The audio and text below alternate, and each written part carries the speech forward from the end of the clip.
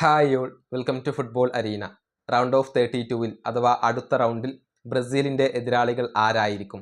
അതിൻ്റെ സാധ്യതകളാണ് ഇപ്പോൾ ആരാധകർ ചികഞ്ഞുകൊണ്ടിരിക്കുന്നത്. ഇതുമായി ബന്ധപ്പെട്ട ഒരു കണക്ക് നമുക്കിപ്പോൾ ലഭിച്ചിട്ടുണ്ട്.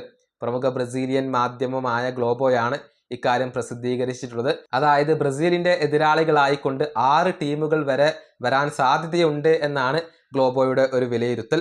നമുക്ക് അതൊന്ന് പരിശോധിക്കാം. ഒന്നാമത് വരുന്നത് നെതർലൻഡ്സ് ആണ്.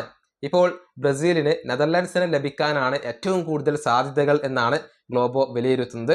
34.7% സാധ്യതകളാണ് അവിടെയുള്ളത്. മിക്കവാറും അടുത്ത റൗണ്ടിൽ ബ്രസീലിൻ്റെ എതിരാളികൾ നെതർലൻഡ്സ് ആയിരിക്കും, അല്ലെങ്കിൽ ജപ്പാൻ വരാനാണ് സാധ്യത. രണ്ടാമത് ജപ്പാനാണ്. 28.4% സാധ്യതകളാണ് അവിടെയുള്ളത്. ഒരുപക്ഷെ ജപ്പാനെ ബ്രസീൽ നേരിടേണ്ടി വന്നേക്കാം. ഇനി മൂന്നാം സ്ഥാനത്ത് സ്വീഡൻ വരുന്നു. സ്വീഡനെ 19% നേരിടാനുള്ള ഒരു സാധ്യത, ലഭിക്കാനുള്ള ഒരു സാധ്യത ഇവിടെ ബ്രസീലിനുണ്ട് എന്നുള്ളതാണ്. പിന്നീട് ജർമ്മനിയെ ലഭിക്കാനുള്ള ഒരു പോസിബിലിറ്റി അവിടെയുണ്ട്. പക്ഷേ അത് 9.8% മാത്രമാണ് ആ പോസിബിലിറ്റി ഉള്ളത്. പിന്നീട് മെക്സിക്കോ വരുന്നു.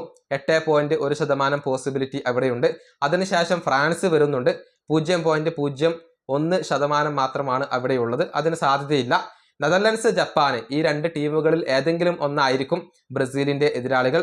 അല്ല എങ്കിൽ സ്വീഡൻ വരാനുള്ള സാധ്യതയുണ്ട്. ഇനി അങ്ങനെയൊന്നും സംഭവിച്ചിട്ടില്ലെങ്കിൽ ജർമ്മനി, മെക്സിക്കോ എന്നീ 2 ടീമുകളിൽ ഏതെങ്കിലും ഒരു ടീമായിരിക്കും ബ്രസീലിൻ്റെ എതിരാളികൾ. ഈ വീഡിയോ അവസാനിപ്പിക്കുന്നു. അടുത്തൊരു വീഡിയോ കാണാം.